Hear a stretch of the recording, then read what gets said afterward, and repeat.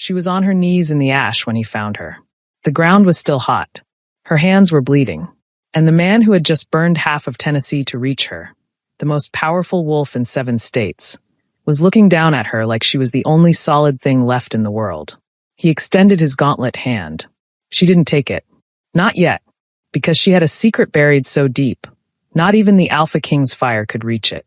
And if he ever found out what it was, he wouldn't be reaching for her hand. He'd be reaching for her throat. Let's rewind. 3 days ago, Katie Hooper had a life. Small, quiet, tucked into the eastern hills of the Blue Ridge Pack territory in Tennessee. She grew herbs. She healed wounds. She kept her head down. And then the Alpha King came to town. His name was Colt Adler. And the moment their eyes met across a scorched herb field, something ancient and irreversible clicked into place. A mate bond. The rarest thing in the wolf world. The one thing no Alpha King was supposed to find in a nameless girl kneeling in the dirt. That was 3 days ago. Now the dirt was ash. The field was gone. And the entire Blue Ridge Pack was either running or bowing. Because Colt Adler did not lose things gracefully. Katie Hooper had been awake since 3 a.m. the day they exiled her. Not because she sensed it coming. She hadn't. That was the cruelest part. She had gone to bed that night with chamomile tea still warm in her hands, thinking about the way Colt Adler had looked at her across the herb field. The way his storm gray eyes had stopped moving when they found her face. The way he had actually slowed his massive black war stallion, mid-inspection, mid-authority, mid-everything, just to watch her press a poultice against a child's wound. She had told herself she was imagining it. Women like her always told themselves that. She was not pack royalty. She was not the daughter of a beta or an elder or anyone with a title worth recording. Her mother had been a mid-rank healer. Her father had left the territory before Katie could form a clear memory of his face. She had grown up in the eastern fields, learning which roots reduced fever and which bark stopped bleeding, and she had been content with that. Contentment was underrated. Contentment kept you invisible, and invisible kept you safe. Or so she had believed. The summons came at dawn. A knock on her door, 3 hard raps, the knock of pack authority, not courtesy. She opened it in her sleeping clothes, copper braid over one shoulder, and found 2 of Pack Alpha Garrett Voss's personal guards standing on her porch. Council chamber, the taller one said. Now, he didn't explain why. He didn't have to. When Garrett Voss's guards came for you personally, the explanation came later, in the form of a document with your name at the top. Katie got dressed without hurrying. She had learned, growing up under Garrett's leadership, that hurrying for powerful men only confirmed their belief that you were afraid of them.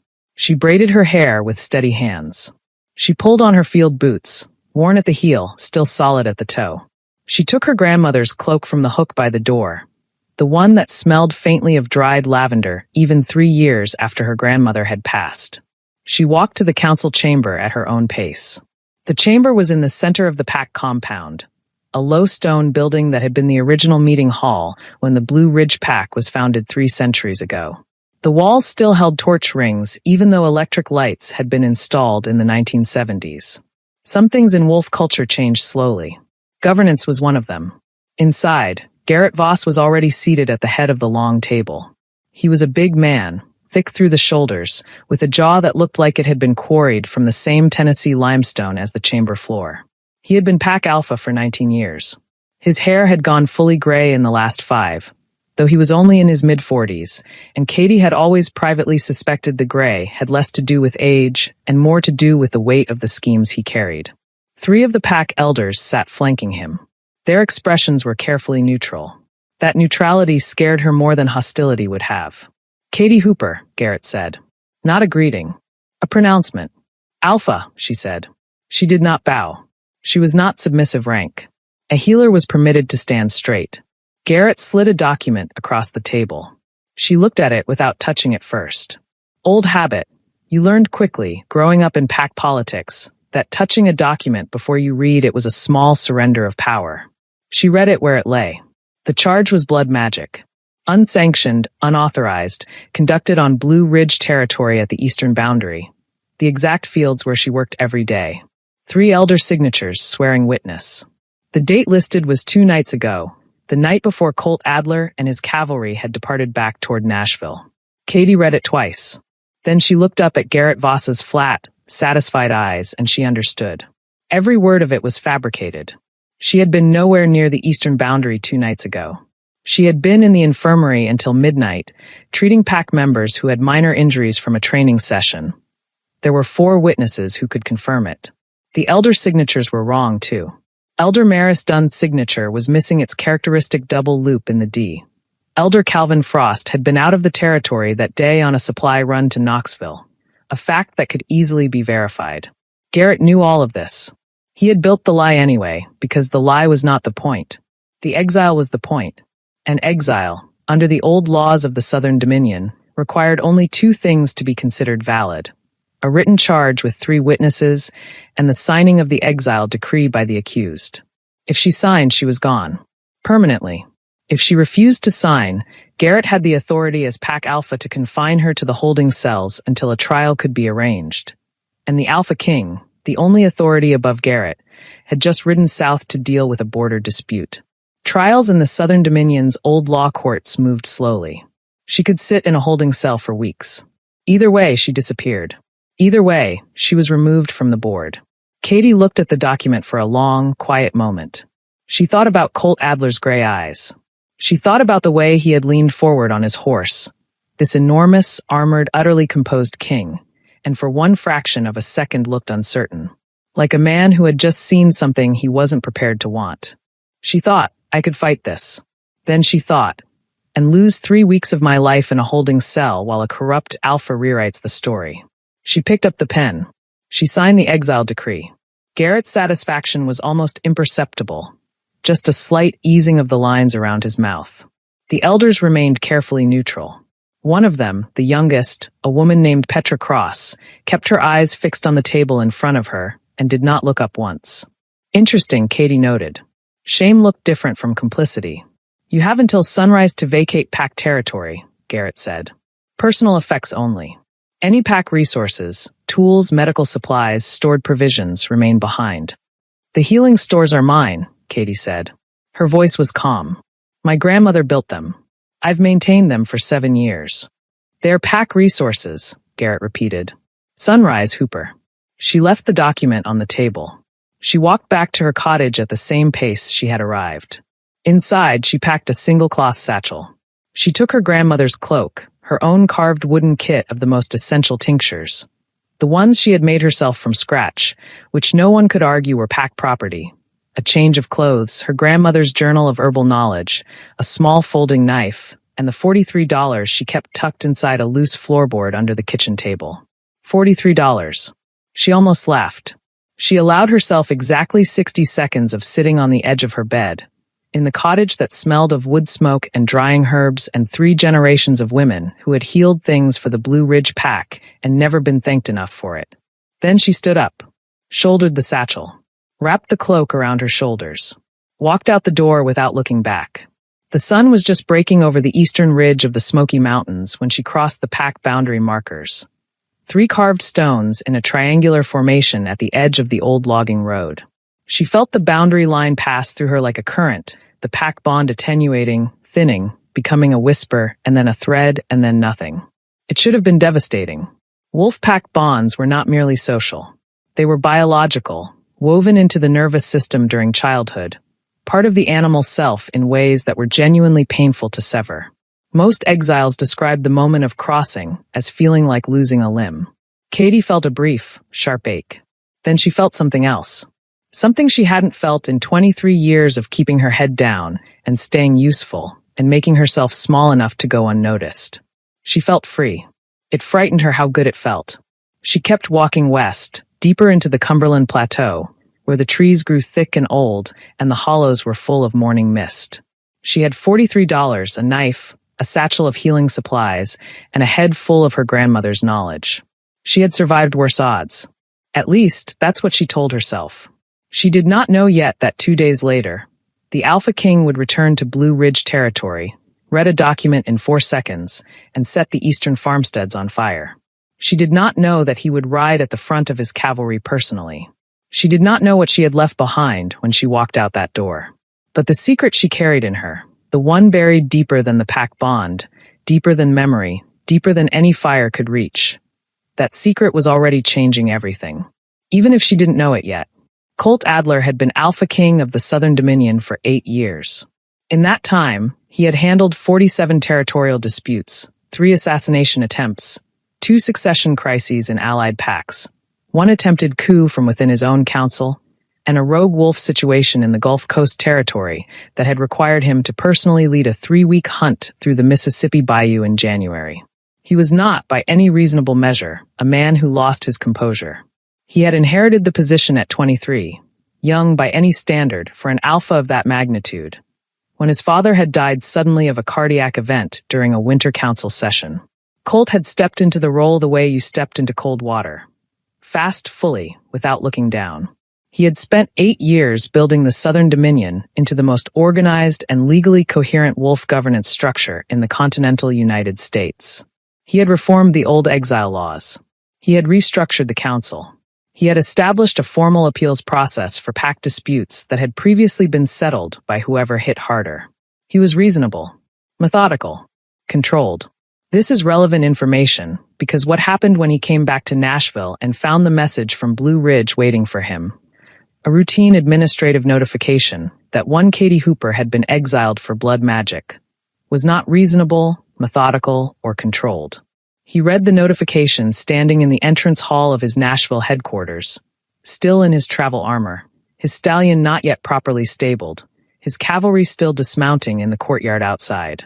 His first captain, a lean, sharp-eyed wolf named Theo Byrne, was halfway through a briefing about the Alabama border situation when he noticed that the Alpha King had stopped moving. Not paused. Stopped. Completely. "My lord," Theo said. Colt held up one finger without looking up from the document. Theo stopped talking. The silence in the entrance hall stretched for a full 15 seconds. Outside, horses clattered and armor clinked and voices called back and forth. Inside, there was only the sound of the Alpha King's breathing, which had become very deliberate. Then Colt set the document on the hall table with the careful precision of a man who was handling something explosive. "Get me the Blue Ridge Pack archive signatures," he said. His voice was perfectly even. "The ones I cataloged during the visit. Elder Maris Dunn. Elder Calvin Frost. Elder Petra Cross." Theo retrieved them from the administrative case within 3 minutes. He had been Colt's first captain for 4 years and had learned to keep organized records of everything. Colt compared the signatures side by side. Elder Maris Dunn's exile document signature was missing its double loop. Elder Calvin Frost's signature was on the document, despite the fact that the administrative log showed Elder Frost had filed a territory exit report for a supply run to Knoxville on the same date, meaning he would have been off Blue Ridge territory when the alleged blood magic occurred and would have had no legitimate witness standing to sign. The charges were fabricated. Colt set both documents down. He was quiet for another 10 seconds. Then he said very quietly, "Theo, my lord, how many cavalry did we bring back from Alabama?" 42 riders, my lord. We're going back to Blue Ridge. Now, Theo, who had been with Colt long enough to understand the particular quality of that quiet voice, did not ask questions. He simply turned and began issuing orders. The cavalry left Nashville at dawn. Colt rode at the front, as he always did. But something in the set of his shoulders was different that morning. Something that made even his most veteran soldiers ride a foot further back than usual and speak in slightly lower voices. He was not angry the way kings got angry. He was angry the way the earth got angry before an earthquake. That deep, tectonic, entirely silent kind of fury that had been building for so long it had forgotten it was fury at all, and had become simply a state of being. He thought about Garrett Voss. He had always known Voss was corrupt. That was not a surprise. Corruption in pack alphas was practically an occupational hazard in the old, entrenched packs. The ones that had been running their own governance for so long that accountability had become theoretical. Colt had been building cases against 4 pack alphas for the past 2 years, gathering evidence through legitimate channels, preparing to bring formal charges through the Dominion Council. He was a law reformer by nature. He believed in process. But Garrett Voss had made it personal. Colt did not examine that thought too carefully. He wasn't ready to. The mate bond was not something he had asked for. He had not ridden to Blue Ridge territory looking for a mate. He had ridden there to conduct a routine governance inspection and review the pack's compliance with the new Dominion resource allocation guidelines. He had a full schedule. He had responsibilities. He had spent 8 years making himself indispensable to 40 packs in 7 states. And he had done it by being entirely focused and entirely rational and entirely unbothered by the kinds of emotional entanglements that made powerful men make catastrophic decisions. He had lasted exactly 5 days. He had seen her kneeling in that field, red-braided, freckle-dusted, entirely unconcerned with his existence, making a hurt child laugh, and something in his chest had made a sound like a lock opening. He had not spoken to her that first day. He had simply ridden on, jaw tight, and tried to convince himself that whatever that sensation had been, it was irrelevant. The second day, he had found himself routing his afternoon inspection through the eastern fields. Coincidentally, the third evening, he had stopped at the infirmary at dusk, officially to check on the conditions of 2 of his cavalry soldiers who had sustained minor injuries during the week. She had been there alone, sorting dried herbs into small clay jars by the light of a single lantern.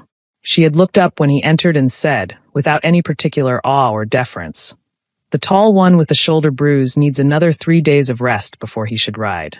The other one's fine." He had stood in the doorway of that small infirmary room, in full Alpha King armor, and for the first time in 8 years he had not known what to say. She had gone back to sorting her herbs. He had stood there for another 30 seconds, which he would never admit to anyone. Then he had said, "What's your name?" She had looked up again. Green eyes, pine needle green, he noted, because apparently he was now cataloging that sort of thing. "Katie," she had said. "Hooper. Do you know who I am?" A brief, very dry pause. "You're the Alpha King, my lord. I've been expecting the cavalry to arrive and trample my herb beds for the past week. So far you've only trampled 2 of them, which is better than my last count predicted." He had looked at her for a full 3 seconds before he understood she was making a joke. He had laughed. He couldn't remember the last time he had laughed like that. Not the measured diplomatic chuckle he deployed at council meetings, but an actual laugh. Surprised out of him. Undefended. He had known, in that moment, exactly what was happening. He had been furious about it. Not at her. At himself, for the timing. For the inconvenience. For the fact that he had 40 packs to govern and a border dispute in Alabama and a full legislative calendar, and absolutely no business feeling the mate bond snap into place in an infirmary in eastern Tennessee, while a herb girl made jokes about his cavalry's horsemanship. He had stayed for 2 more hours that evening, talking with her about her work, about the pack's medical needs, about the old healing traditions her grandmother had preserved. She had a mind that moved quickly and laterally, connecting information in unexpected ways. She had opinions she stated plainly without aggression. She did not perform for him. He had returned to his quarters that night and stared at the ceiling for 3 hours. He had said nothing to anyone. He had planned, carefully and rationally, to speak to her properly before he left, to explain the bond, to discuss what it meant, to give her the choice that a true mate always deserved to be given. He was going to be measured about this. He was going to be respectful. He was going to do it right. Then the Alabama border message had come in on the 5th morning, urgent enough to require immediate departure, and he had ridden south without speaking to her. He had told himself he would come back. He had planned to send a formal message ahead, preparing the ground for the conversation. He had been gone approximately 40 hours when Garrett Voss had put a piece of paper in front of Katie Hooper, and she had signed it and walked west out of the territory barefoot in the dark. Colt did not know the barefoot part yet. He would find out later. When he did, something in the back of his jaw tightened in a way that did not release for several days. But right now, he was riding north from Nashville with 42 cavalry behind him, and the only thing in his head, beneath all the legitimate governance concerns and legal frameworks and measured responses, was a single, simple, entirely unreasonable thought. Find her. Everything else was secondary. Garrett Voss was eating breakfast when the Alpha King rode through his front gate. Not figuratively. Literally eating. A full breakfast, eggs and toast and coffee. The kind of morning meal that communicated ease and control and the quiet certainty that the events of the past 2 days had gone exactly as planned. His daughter, Nora Voss, was seated across from him. She was 24, dark-haired, sharp cheekboned, and had been groomed since her mid-teens to be the kind of woman an Alpha King might find politically useful to mate. She was not unkind, Not naturally, but she had been living under her father's architecture for so long that she had difficulty distinguishing his ambitions from her own. She heard the horses first. She knew enough about cavalry sounds to count riders by the rhythm, the synchronized four-beat stride of trained war horses, the particular weight of armored men. She set her fork down. "Father," she said. Garrett heard it too. His coffee cup paused halfway to his mouth. Then the great hall doors opened, and the Alpha King walked in. He was still in travel armor. He had not stopped to change, which meant the message had reached him faster than Garrett had anticipated. His first captain followed 2 steps behind. 4 armored wolves took positions at the door. Colt Adler surveyed the breakfast table with an expression that revealed nothing. "Voss," he said. Garrett set his coffee down. He rose. "You rose for the Alpha King, regardless of the circumstances." "My lord, we weren't expecting you for another." "Show me the original exile documentation," Colt said. "The charge record. The elder witness statements. All of it." Garrett's pause was perfectly calibrated, just long enough to suggest cooperative puzzlement, not quite long enough to suggest stalling. "Of course, my lord. Though I'm not sure what." "The documents, Voss." Nora was watching the Alpha King's face. She had been studying that face since he arrived in the territory 5 days ago, studying it with the particular attention of a woman who understood that her future was being decided in the spaces between words. She had noticed the way he slowed his horse near the eastern fields. She had noticed the direction of his gaze. She noticed, now, the particular quality of stillness in his posture. She had grown up watching her father navigate dangerous conversations. She was very good at reading the room. This room was not navigable. The documentation was produced. Colt read it standing, never sitting, never accepting the offer of coffee that Garrett's housekeeper extended. He read each page with the practiced speed of a man who had processed thousands of legal documents, pausing at the key signatures. "Elder Frost was in Knoxville," he said, not looking up. "I have his territory exit report. Filed the morning of the alleged incident. He was in Knoxville purchasing medical supplies for the Pack Infirmary." Colt set the document down. Now he looked up, and the full weight of those storm-gray eyes found Garrett Voss's face like a searchlight finding a target. "His signature on this document is fraudulent. Elder Dunn's signature lacks her characteristic marker, which means this exile decree was issued without legitimate witness testimony." The silence that followed was the kind of silence that exists in the moment between a lightning strike and the thunder. "My lord, I'm sure there's been some administrative." "She walked out of here barefoot," said Theo Byrne quietly from behind Colt's left shoulder. Everyone in the room looked at him. "My lord's cavalry traced her departure from the boundary markers," Theo continued, in the careful tone of a man delivering facts that he knew would have consequences. "The scouts found a single set of footprints in the Eastern Trail mud. No boots. Approximately a size 5 shoe. She left at dawn with a satchel. The track leads into the Cumberland wilderness." The room was completely silent. Colt's expression did not change. But something moved through his eyes that Nora Voss, watching from across the breakfast table, had never seen in a man's face before. Not anger, exactly. Anger was too small a word for it. It was more like a decision, vast and final and already made. He turned to Theo. "Begin with the eastern watchtowers. Then the outer farmsteads. Not the homes, the structures. Precise, targeted, nothing inhabited. And send a dispatch to Dominion headquarters. I want a formal governance suspension order on the Blue Ridge Pack leadership drafted by this evening." Then he turned to Garrett Voss one more time. "You have exile law reform in your future, Voss," he said very quietly, "and a great deal of time to think about your choices. Cooperate with the suspension order, and the process will be merciful." He left without waiting for a response. Outside, in the courtyard, the cavalry was already reorganizing. Riders broke into 3 groups. One for the eastern watchtowers, one to begin tracking Katie's trail into the Cumberland, one to hold the Pack compound perimeter. The first tower was ash before noon. By mid-afternoon, smoke was rising from 3 points on the eastern ridge of the Blue Ridge territory, visible from the highway. Pack members standing in their yards watching it said, later, that the smoke smelled different from ordinary fire. Sharper, somehow more deliberate. Controlled burns, technically. Infrastructure, not homes.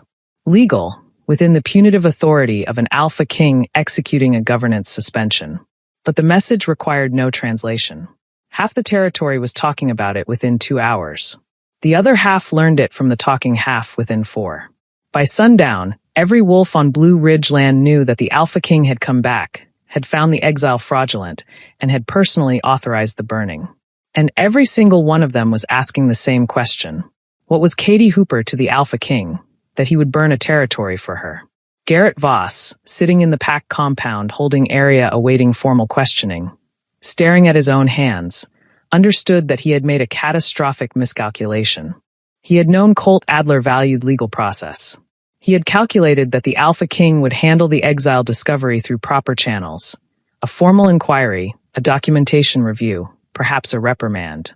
Months of bureaucratic process, during which Katie would remain exiled and the bond would attenuate, and eventually Colt would focus on his governance responsibilities and choose a politically suitable mate.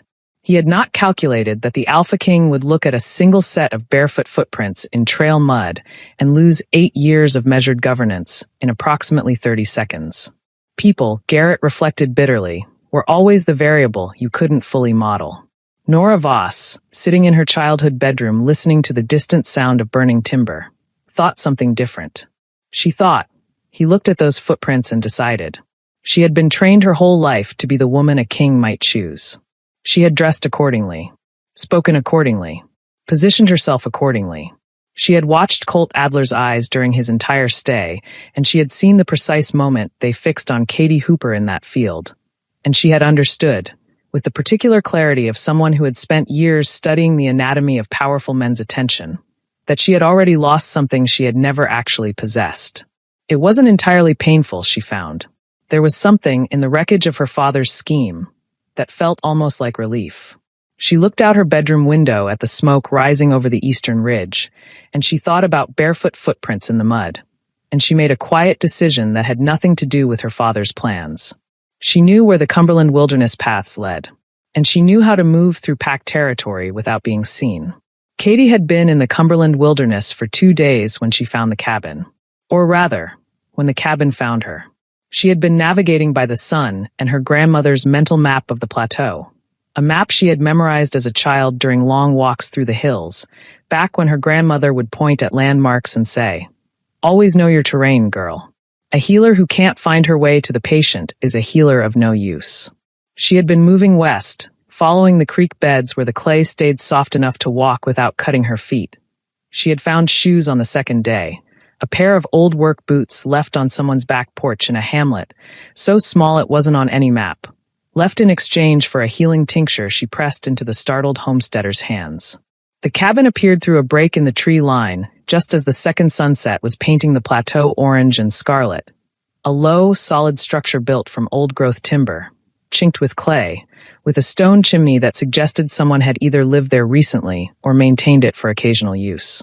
The windows were shuttered. The door was padlocked. Katie stood at the tree line and assessed it for 5 full minutes. Old habit, her grandmother had also said. Never approach an unknown structure without a full minute's observation per decade it's been standing. The cabin looked approximately 5 decades old, which meant 5 minutes of watching. No movement inside. No heat shimmer from the chimney. No smell of recent occupation.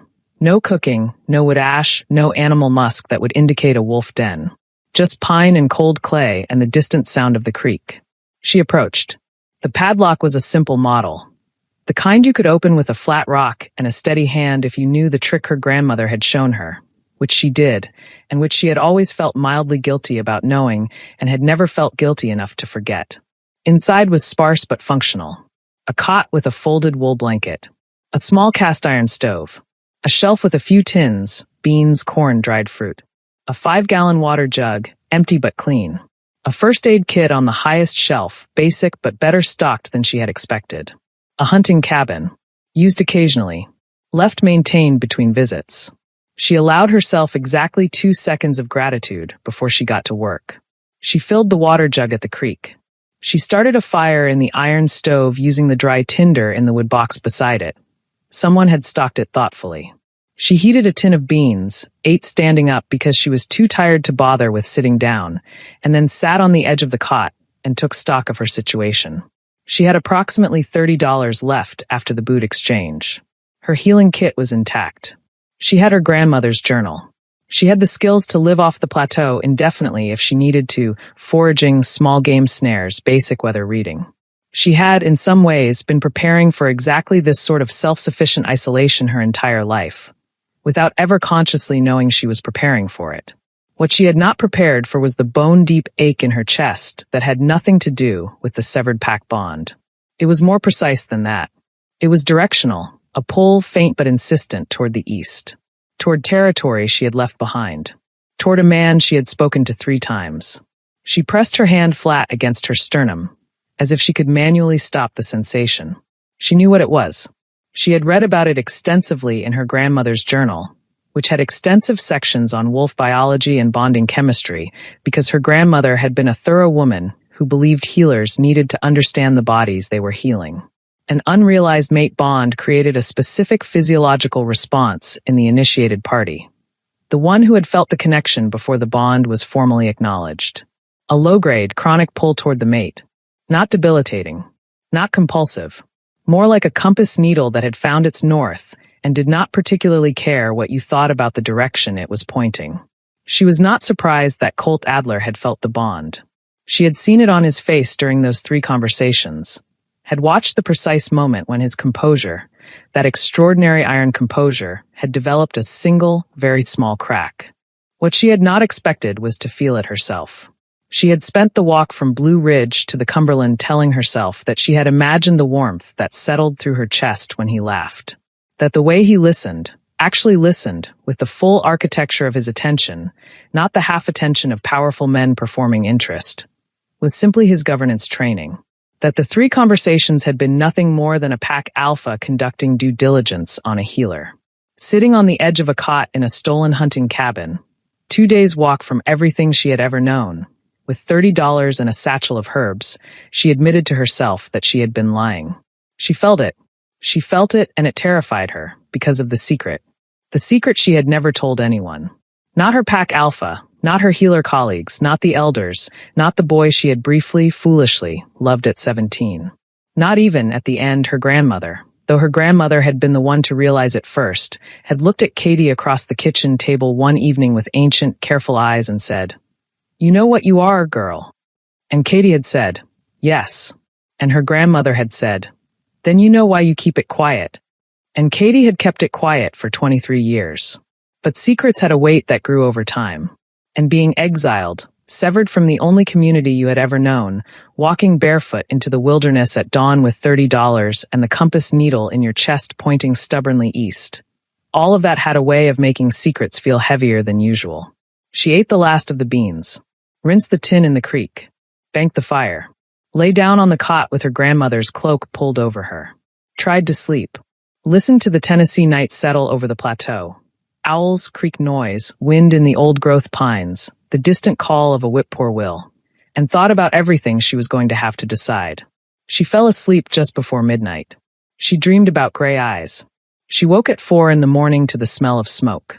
Not the smoke from her own stove. She had banked that properly. This was something larger, something from the east. She sat up in the dark and breathed it in carefully, reading it the way her grandmother had taught her to read scents, quality, distance, composition. Dry timber, old wood, something chemical underneath like treated fence posts. Distance, several miles. Direction east. She got up and cracked the cabin door and looked toward the eastern ridge. Through the tree line, barely visible, she could see the orange glow against the cloud layer. She stood in the doorway for a long time, watching it. She should have been afraid. She should have been trying to figure out whether the fire posed a danger to her position, calculating wind direction, preparing to move. Instead, she stood very still and felt the compass needle in her chest swing hard toward that orange glow, and for the first time in 2 days, the ache eased. She didn't understand it yet. But somewhere, in the part of herself that had been listening to her grandmother's wisdom her whole life, she understood that the fire was not random. She closed the cabin door, sat back down on the cot, opened her grandmother's journal to the section on mate bonds. Read until dawn. The cavalry tracker who found Katie's trail was a scout named Run Farkas. Run was 28, compact and wiry, with the particular stillness of someone who spent most of their professional life alone in the wilderness reading ground signs. He did not speak often.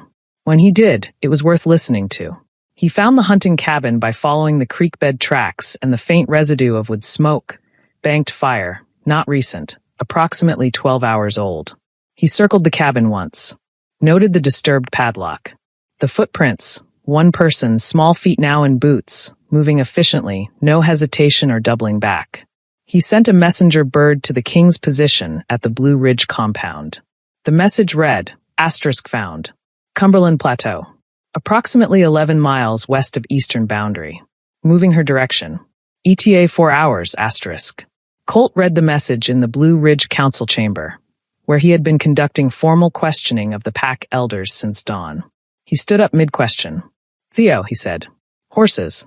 Theo Byrne, who had been expecting this since the message arrived, already had the horses ready. They rode hard. 4 hours by tracker estimate became 2.5 under Colt's pace. He did not push the horses dangerously. He was too experienced a horseman for that. But he found every efficiency, every shortcut, every route that shaved minutes from the map. He told himself he was moving quickly because this was a governance situation requiring prompt resolution. He told himself this several times. He almost believed it by the 3rd hour. Rin Farkas met them at the edge of the tree line, 3 miles east of the cabin, and reported that the exile had left the cabin at dawn carrying her satchel, moving south along the creek, possibly toward the hamlet of Grover's Crossing, a small community at the plateau's southern edge where an exiled wolf might find temporary work or shelter. "She's not running," Rin said in his spare way. "She's navigating. There's a difference." Colt looked at the scout. "She knows this terrain," Rin added. "Whoever taught her right." They found her 2 miles south, at the edge of a wide clearing where an old fire had stripped the trees years ago. A natural meadow now, pale grass and late-season wildflowers, the creek cutting through the far end. She was crouched at the creek bank, refilling her water vessel, when the horses broke through the tree line. She heard them, of course. A wolf always heard cavalry. She straightened slowly, turned around slowly. 42 riders in full armor, banners bearing the Kent Wolf crest, their horses breathing steam in the cold morning air. And at their head, Colt Adler. He was still in his travel armor from the previous day. He had not slept. She could see that from 20 yards. The particular tightness around the eyes that came from a sleepless night spent in motion. His black stallion stood perfectly still under him, trained to composure. The king himself was less composed than the horse, though you would have needed to know his face very well to recognize it. Katie Hooper recognized it. She had spent 3 conversations cataloging his face with the precision of a healer who had learned that the small things told the truest stories. She said nothing. He dismounted. The cavalry stayed mounted, which was protocol. The Alpha King approached the person in question alone, demonstrating that this was not a military action. He crossed the clearing at a walk, not a run, though she had the sense that running was present somewhere in the motion, held carefully in check. He stopped 10 feet away. She thought, irrelevantly, that he was very large. She had not forgotten this, but being in the same space as him again made it concrete in a way that memory softened. He stood 6'3" in his armor, which added bulk, and his presence added more, that particular quality of compressed force that alpha wolves carried in their physical space. She was 5'4". She was wearing borrowed work boots and a second-hand cloak, and she had $30 and a satchel of herbs. She was not, objectively, in a position of strength. She tipped her head back and looked him in the eyes anyway. "The exile was fraudulent," he said. His voice was even, controlled. A king's voice. "I know," she said. He blinked. "You knew?" "I knew within 4 seconds of reading the document. Frost's signature was present, but he was in Knoxville. Dunn's loop was wrong. It was a competent forgery, but I've been working with those elders for 7 years, and I know their signatures the way I know the plants I grow." "Then why did you sign it?" She looked at him steadily. "Because fighting it would have meant a holding cell and a slow trial, and the story would have been rewritten while I was in a box. I made a calculation. Sign and move. Survive outside the wire rather than wait in the cage." Something shifted in his expression. Not softening, more like recognition. The look of someone who had done the same calculation in a different context and arrived at the same answer. "You walked out barefoot," he said. "I had boots within 4 miles. You had $43. How do you know how much?" She stopped. "Your scouts are thorough." "My scouts are exceptional." Though I understand you found a suitable hunting cabin. Temporarily borrowed, she said. I'll return to replace the supplies I used when I'm able. He studied her for a moment. Then he did something she had not expected from the Alpha King of the Southern Dominion. Standing in a clearing with 42 cavalry behind him after burning 3 installations to find one woman. He said, I should have spoken to you before I left. The honesty of it landed like a stone dropped in still water. She was very quiet. I knew what was between us, he continued, in the careful tone of a man measuring each word. I told myself I would address it properly on my return. I had a schedule. I had responsibilities. I made a rational calculation about timing. A pause. It was the wrong calculation. I don't know what's between us, she said. Yes, you do. She pressed her lips together. He was not wrong. The compass needle in her chest had been pointing at him since the moment he dismounted. It was pointing at him now with an insistence that was almost obnoxious. I feel it, she admitted. But feeling something doesn't tell me what to do with it. And I have some, she stopped. Some what? She looked at him. At those gray eyes that had looked at her across a herb field and lost their perfect composure for one fraction of a second. At the hands that had issued burning orders and now hung quiet at his sides. At the set of a jaw that had not relaxed, she suspected, since he had read a document in Nashville and found 2 signatures wrong. This was the moment. She could feel it, the hinge of it, the before and after. She could tell him now. She could say, there is something you need to know about me before this goes any further. She opened her mouth, and from the eastern tree line, a rider emerged at full gallop. Not one of Colt's cavalry. A single rider, a woman dark-haired and sharp-cheekboned, wearing civilian clothes and riding without armor on a light mare that moved like she had been pushed hard for miles. Nora Voss. Colt turned sharply at the sound of hoofbeats. His cavalry moved instantly, 3 riders peeling off to intercept. Nora pulled the mare to a stop at the clearing's edge and raised both hands, a clear submission gesture. I'm not a threat, she called, loudly enough to reach the king. I have information. About the exile. About why my father really did it. Colt looked at her for a moment. Let her through, he said. The cavalry parted. Nora rode to the edge of the conversation, dismounted, and looked at Colt Adler with the direct gaze of someone who had decided that the only way out of her father's architecture was to burn it down herself. There's more to this than the mate bond, she said. My father knew something about your exile that he didn't put in the documentation. Something he was using as insurance. She looked at Katie Hooper. Something about her, Nora said. Something he found in the old pack archives 3 years ago. Something he's been holding in reserve. Katie went very still. The $30 and the satchel of herbs and the work boots and the borrowed cabin suddenly seemed very far away. What did he find? Colt asked. Nora Voss took a breath. He found, she said, that Katie Hooper's real surname isn't Hooper. The clearing was completely silent. 42 cavalry riders. 1 tracker in the tree line. 1 Alpha King. 1 dark-haired woman who had ridden hard to get here. 1 copper-braided woman in work boots who had $30 and a grandmother's cloak, and a secret she had been keeping since she was old enough to understand why it needed keeping. The secret was 3 years older than Garrett Voss's discovery of it. That was the part Katie had not known. He had known for 3 years. He had been sitting on it for 3 years. A piece of information that he had never used publicly, never converted into direct action, never revealed to anyone as far as she was aware. He had simply held it, the way corrupt men held leverage, quietly, carefully, as a tool for a future moment that hadn't arrived yet. The moment that was arriving now. Katie Hooper, Nora said carefully, her eyes on Katie's face, is actually Katie Adler. Colt Adler turned to look at her. His expression was absolutely unreadable. Your father, Nora continued, still watching Katie. Not your legal guardian, not a step relation. Your biological father was Reagan Adler, the Alpha King's uncle.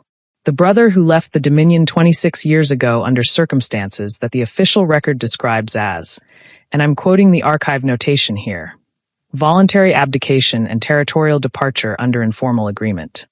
She paused.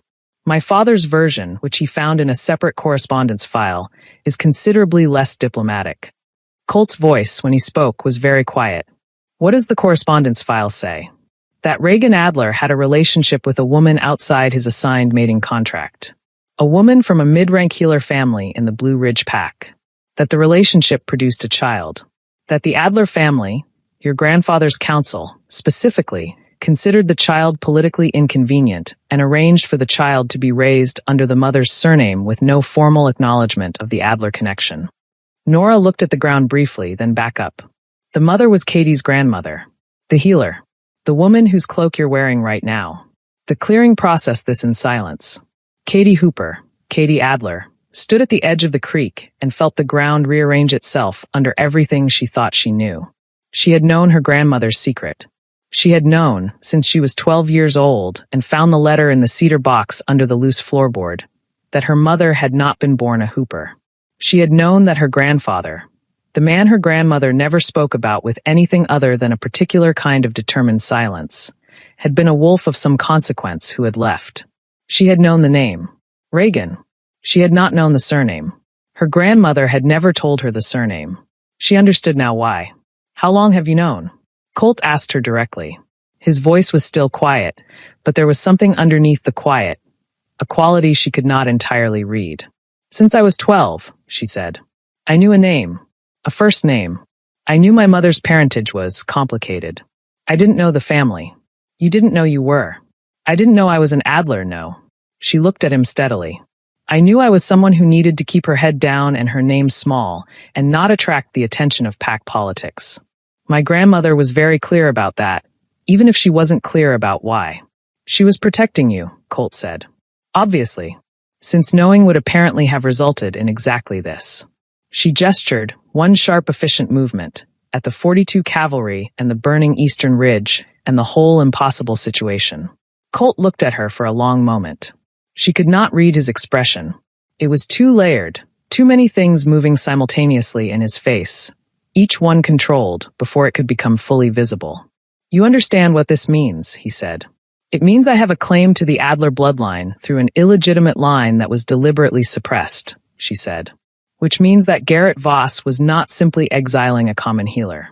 He was exiling someone with a dormant dynastic connection to the Alpha King's family, and then positioning his own daughter as a politically clean alternative for a mating alliance. And he had been sitting on that information for 3 years, using it as insurance against exactly the scenario that unfolded, the Alpha King discovering the mate bond. Everyone was staring at her. What? She said. I read the governance sections of the Dominion Charter thoroughly after I signed the exile decree. It seemed like useful information. A sound escaped Colt Adler's chest. It was brief, involuntary, and it was Katie recognized with some disorientation, a laugh. She's done it again, Theo Burns said quietly, from behind his king's left shoulder. Nora Voss was watching Katie with an expression that had moved, over the course of this conversation, from urgent to fascinated to something that looked, despite the circumstances, like the beginning of respect. There's one more thing, Nora said. The laughter, such as it was, ended. The correspondence file, Nora continued carefully. The one my father found 3 years ago. It contains a letter from your grandfather's counsel to the Blue Ridge Pack Alpha at the time. Not my father, his predecessor, about the Adler child. She paused. The letter authorizes the child's continued residence in the pack under condition of concealment. But it also contains a notation. Another pause, this one heavier. A notation indicating that the child should be, in the council's words, made available for governance utility if circumstances require it. The quality of silence in the clearing changed. Governance utility, Colt repeated. The council believed, Nora said carefully, that an illegitimate Adler heir kept quietly in pack territory could be useful as a political tool in a succession dispute if one ever arose. A fallback claim. A card to be played. She looked at Katie. You were a contingency asset, essentially. Raised under a false name, allowed to live a normal life, but with the knowledge of your parentage archived and accessible to the right parties. Katie was very quiet. The word asset had a specific quality when it landed. Like a stone that was too heavy for the word to actually be. My grandfather authorized this, Colt said. His counsel did. Whether your grandfather personally reviewed the notation is unclear from the file. My grandfather built the exile reform legislation, Colt said, in a tone that suggested this was not actually exculpatory information, just relevant context. He believed in process. He believed in legal structure. He stopped, collected himself.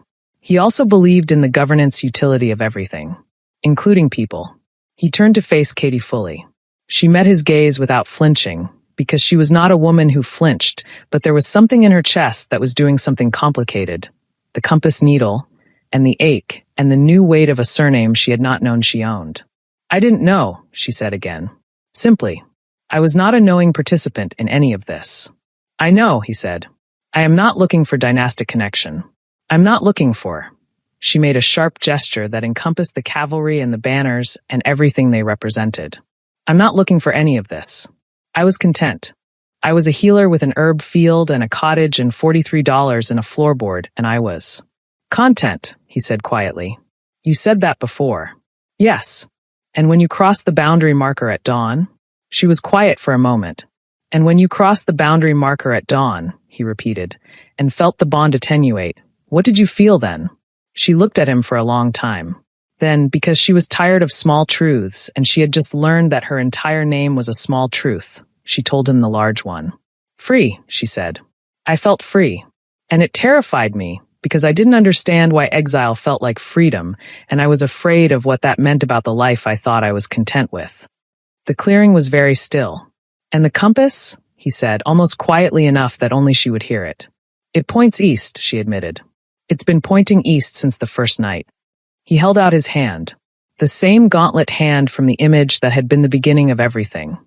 The reaching down gesture, the king on horseback extending something toward the woman kneeling in the ash. She looked at it. She thought about everything she still hadn't told him. The thing that wasn't about her parentage or the exile or the archive notation. The actual secret. The one that had nothing to do with the Adler bloodline. The one that was going to change everything far more than a surname. She looked at his hand. She took it. She had 2 days left before she needed to tell him. She calculated that 2 days was enough time to find the right words. She was wrong. They rode back to the Blue Ridge compound together. Colt's black stallion was large enough to carry 2 riders. He had hauled armored soldiers through rougher terrain than this. And Katie sat behind Colt with the precise posture of someone who was very aware of how close they were and was committed to not acknowledging it. The cavalry arranged itself around them in a standard protective formation, which meant there were riders close enough on all sides that conversation was semi-private, but not fully. She focused on the landscape, the transition from Cumberland Plateau back to Blue Ridge territory. The way the tree species changed, the way the soil color shifted from pale gray-brown clay to the darker red earth of the eastern ridge. She had been looking at these trees her whole life. Even from the back of a king's horse, they looked the same. Everything else was different. Nora Voss rode alongside them, slightly back on her light mare. The 2 women had not spoken directly since the clearing, but Katie had caught Nora looking at her twice with an expression that was hard to categorize. Not resentful, which was what Katie had expected, and not the artificially neutral expression of someone suppressing resentment either. Something more like assessment. The look of someone recalibrating.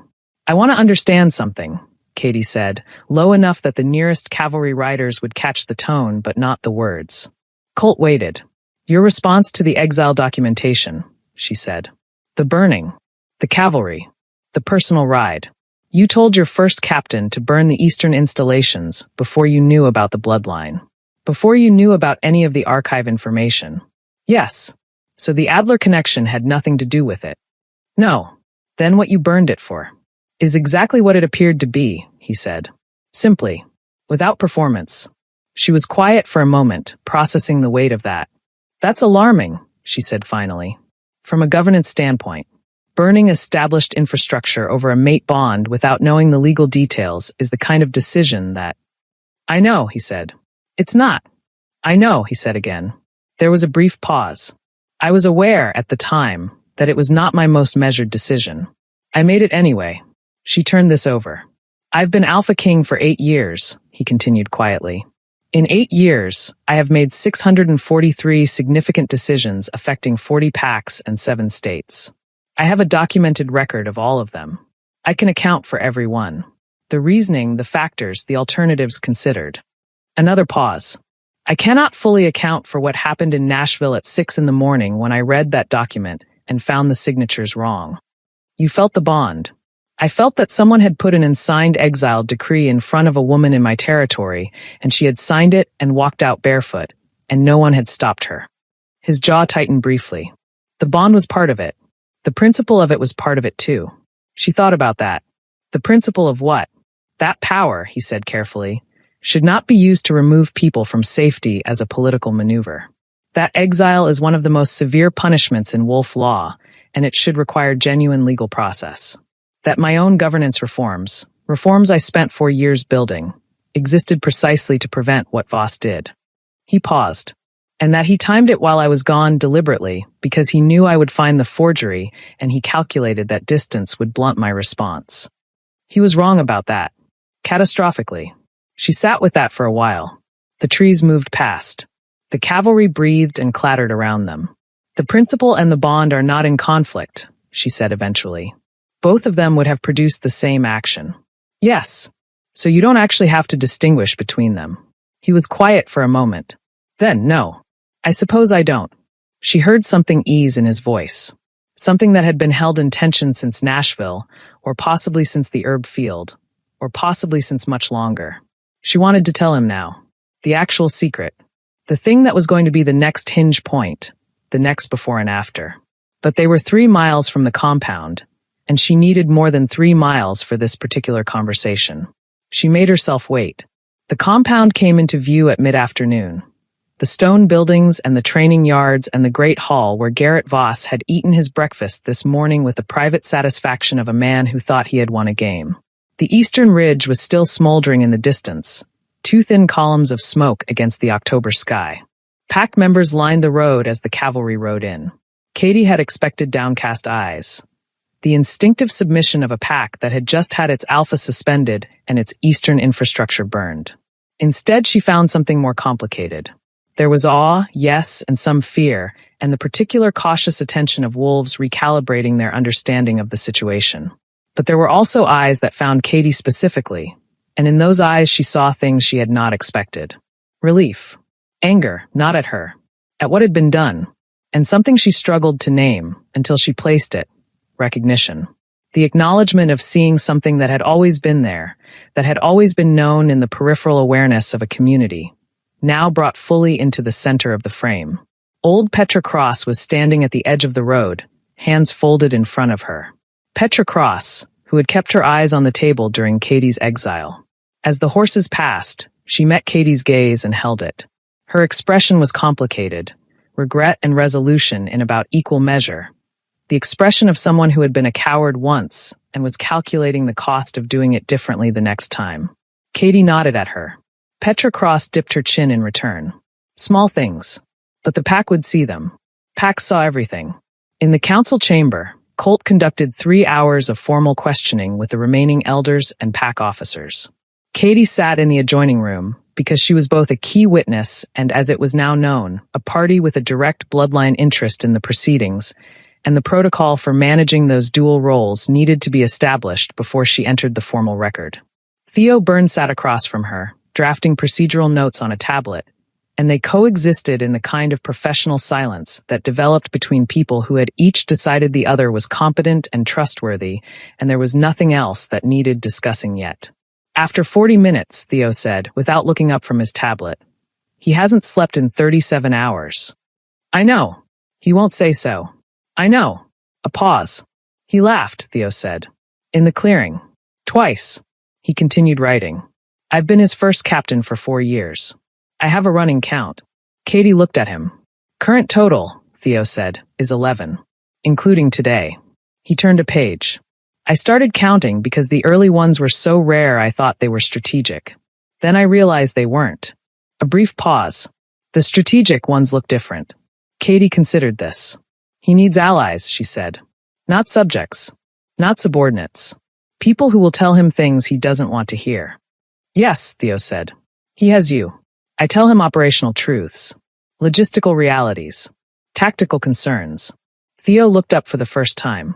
That's a different category. She understood what he wasn't saying. She thought about the actual secret and felt its weight shift. Not lighter, exactly, but differently distributed. More like something that needed to be said rather than something that needed to be hidden. She was not ready yet, but she was closer. Garrett Voss refused to cooperate with the formal questioning for the first hour. This was everyone in the council chamber understood, a tactical decision rather than an emotional one. He was buying time, calculating whether there was still a path out of this, still a version of events where the archive file remained sealed and the correspondence notation stayed buried and the bloodline information never surfaced in public record. When Colt informed him, quietly and without drama, that Nora Voss had already shared the archive information voluntarily, and that the correspondence file was currently being reviewed by Dominion headquarters, Garrett's tactical calculation restructured in real time. He went from stalling to cooperating within approximately 30 seconds. The cooperation was not genuine. It was damage control, the kind of transparency that tried to shape the narrative rather than simply tell the truth. But damage control still produced facts, and facts were what Colt needed for the formal record. The full picture, assembled over 3 hours of questioning and document review, was considerably uglier than the exile charge alone. Garrett Voss had discovered the Adler bloodline notation 3 years ago while doing a routine archive review.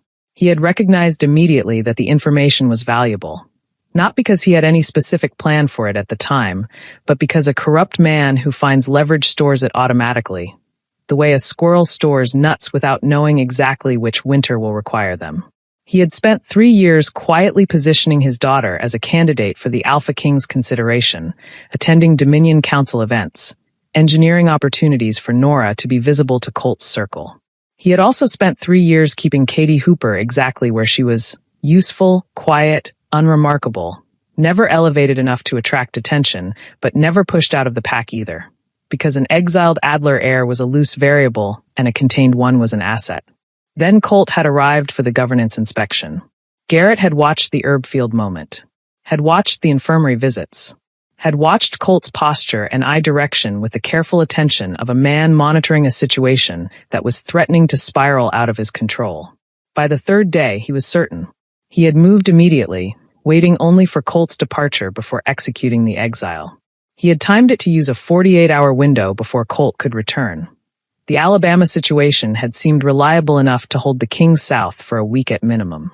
The Alabama situation had resolved faster than anyone expected.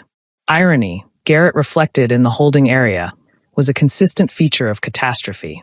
Colt listened to all of this with the patient expression of a man who was filing each fact in an organized internal system. He asked precise questions. He did not raise his voice. He did not display the anger that everyone in the chamber could feel sitting underneath his composure like a subcurrent. The restraint, paradoxically, was more frightening than open anger would have been.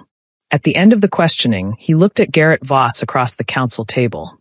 In the same room where Garrett had once held all the power and Katie had signed a document with a steady hand, and said, "You will face a formal Dominion tribunal within 30 days. The charges will include governance abuse, fraudulent exile documentation, interference with Alpha King authority, and willful suppression of Adler bloodline information in violation of succession transparency protocols." He paused.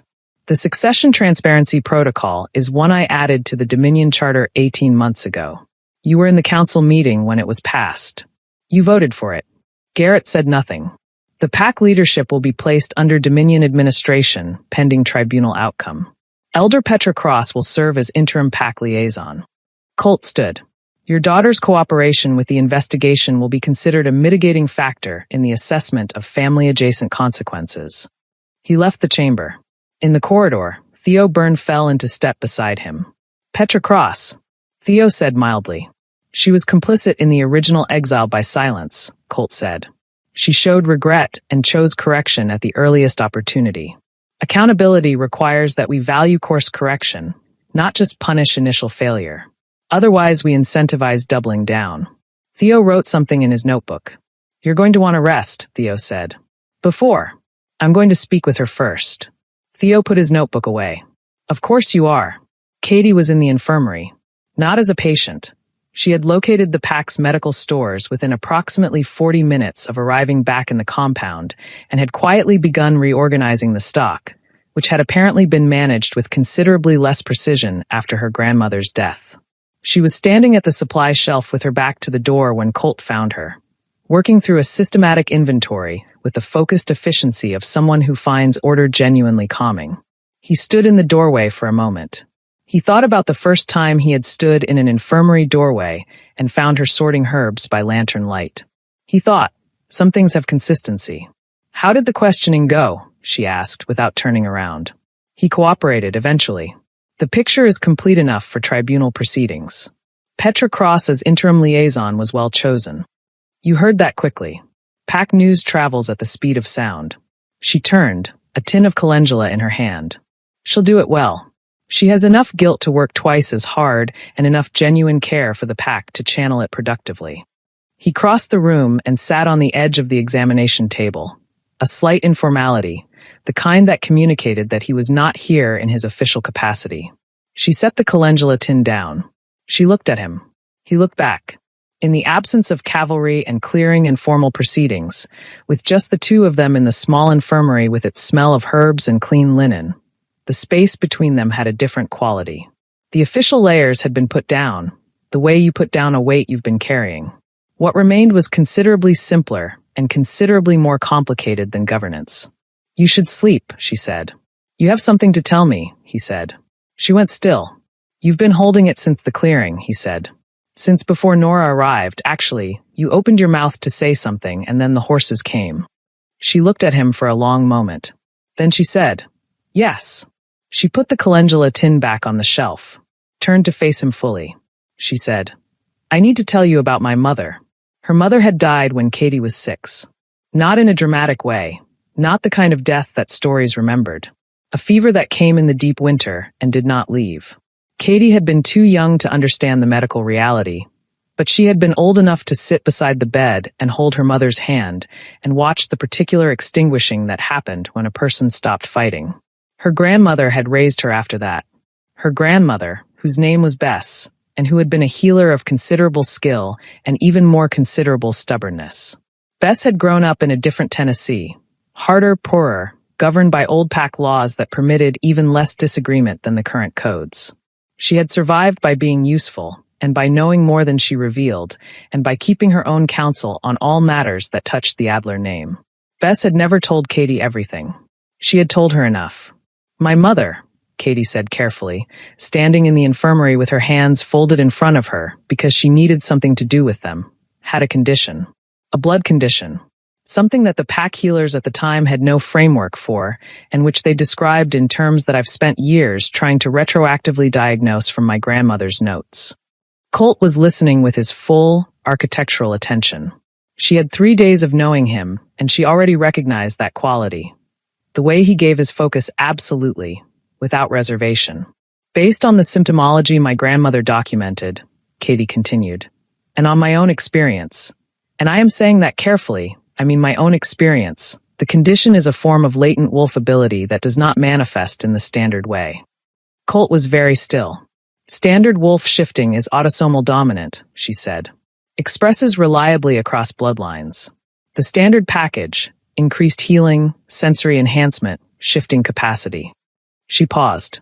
There is a secondary genetic variant, documented in predominion records, which is considerably rarer and which does not produce standard shifting. What it produces instead is, she stopped.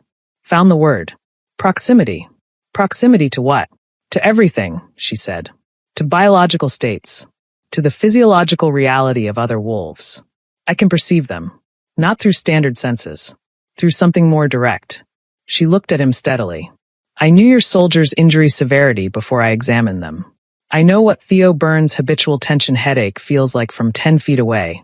It's been building since yesterday afternoon, and it's settling behind his left eye. I knew Garrett Voss was lying during the exile decree because his cortisol spiked in a specific pattern that liars produce when they're managing a story rather than recounting a truth. The silence was absolute. I knew you felt the mate bond, she said quietly. Before you told me. I could feel it. Not because of my own bond response, separately. I could feel yours. He had not moved. The Blue Ridge Pack's historical records, she continued, because she had started and she was going to finish, have 2 documented cases of this variant. One from 2 centuries ago, in the archive that my grandmother read and transcribed for me. Both described as blood witches. Both exiled. She let that land. The charge on the exile document was blood magic, she said. Garrett Voss chose that charge because he found the historical cases in the archive, and he knew it was the one accusation that could make a forgery look plausible. She paused.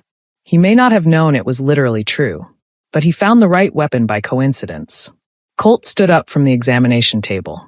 She did not step back. She held her ground and watched his face and read, because she could not help reading. It was not a choice, it was simply the way her perception worked, the physiological landscape of his response. Shock. Reorganization. Something beneath that old, deep, like tectonic activity. And then clearly and unmistakably beneath everything else. Not fear. How long have you known? He asked. What I was. Since I was about 16. When I started to understand why I always knew things I shouldn't know. She paused. What it was called? About 12. My grandmother had a name for it. She said it had other names depending on the culture and the century. Why didn't you tell me in the clearing? Because, she said carefully, I have told exactly 2 people in my life. My grandmother, who already knew, and a boy at 17 who called it witchcraft and told 2 other people within the week, and I spent the following month managing the fallout. She looked at him. I was trying to calculate how much you could process in one conversation. I've had a considerable amount of information today. Yes. The Adler bloodline, the grandfather's council notation, Voss's 3-year scheme, the exile forgery, and now this. Yes. I considered the pacing carefully. He looked at her. She looked back. Then he said, Can you tell what I'm feeling right now? She hesitated. Then, yes. What am I feeling? She was quiet for a moment, reading the physiological signature with the same care she had given to the inventory shelf. You're not afraid, she said. You're processing. You have a very organized internal system for new information, and it's working. Running the categorization. She paused. There's something that has been in tension since Nashville that is still there, but it's different now. Less unresolved. Another pause. And you still have the 37-hour sleep deficit and the headache you picked up around hour 20. He made a sound. Not a full laugh, but something related. The boy at 17, he said. Did you ever? No, she said. Simply. I had enough situational awareness to understand that forming close relationships, when you can perceive people's biological states, is complicated. It requires someone who, she stopped. Who what? Who isn't afraid of being known, she said. Who understands that perception is not the same as judgment. That reading someone's cortisol doesn't mean you think less of them for producing it. He was looking at her with an expression she had not seen on his face before. Not in the herb field or the infirmary or the clearing. It was the expression of someone who had just heard a thing they had needed to hear without knowing they needed it.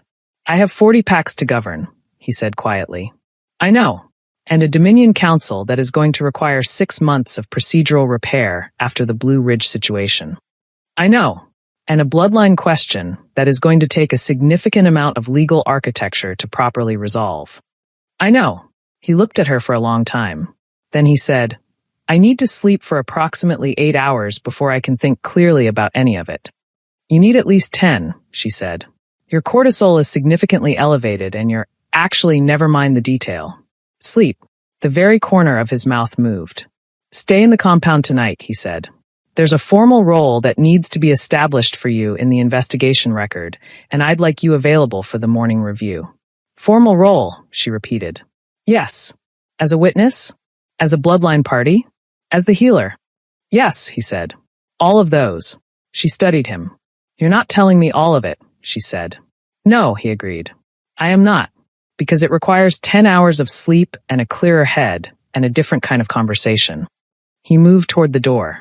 Also because there are things that should be said without a governance framework attached, and I would like at least one conversation that does not involve formal records. He left the infirmary. She stood in the silence after him, listening to his footsteps recede down the stone corridor, and felt the compass needle point east. She had known she would tell him.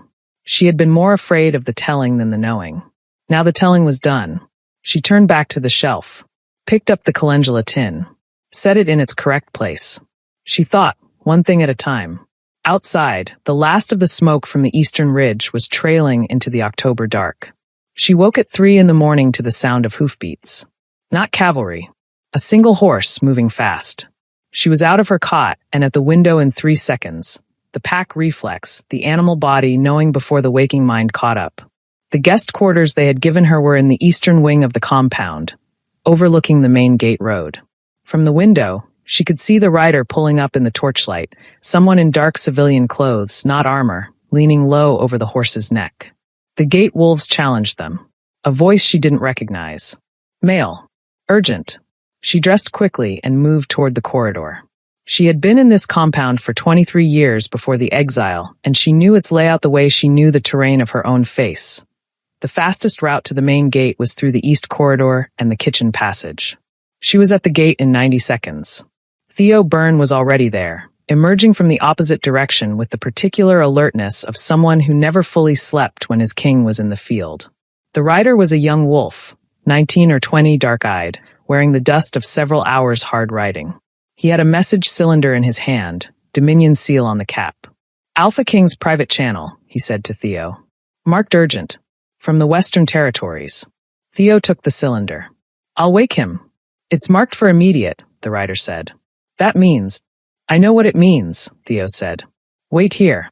He went inside. Katie followed, because the particular quality of the rider's urgency had read in a register that made her stomach tighten.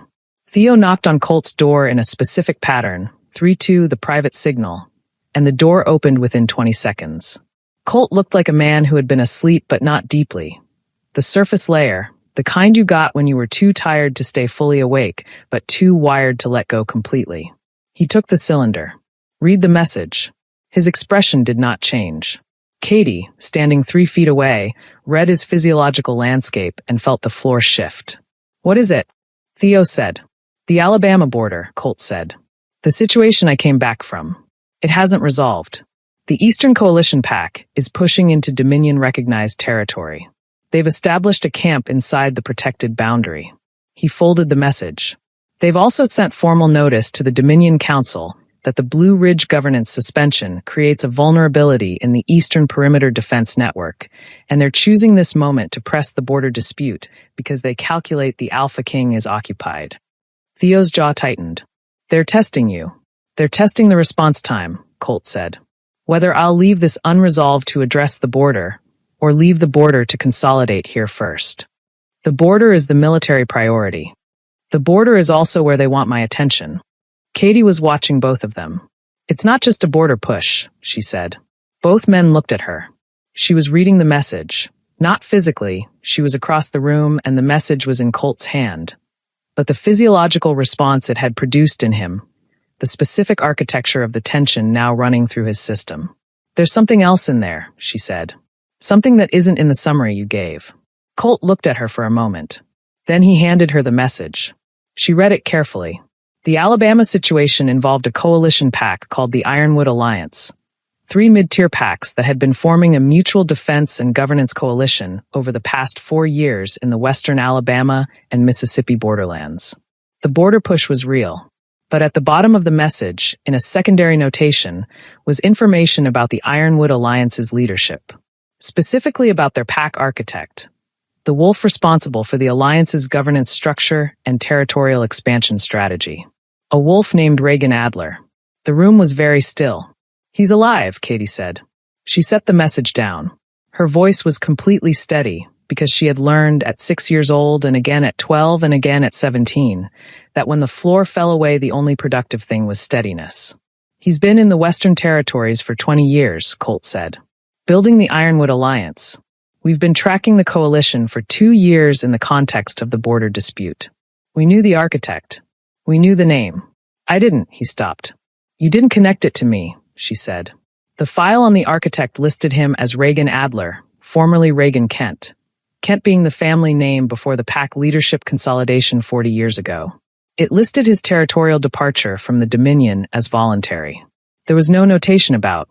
He stopped again. About a child, she said. No. She was quiet for a moment. He's been watching, she said. Not a question. Reading something in the shape of the situation, the way she read physiological patterns. The timing of the border push, Theo said quietly. After the Blue Ridge suspension. After the exile was found fraudulent. He looked at Colt. How quickly would that information reach the Western Territories?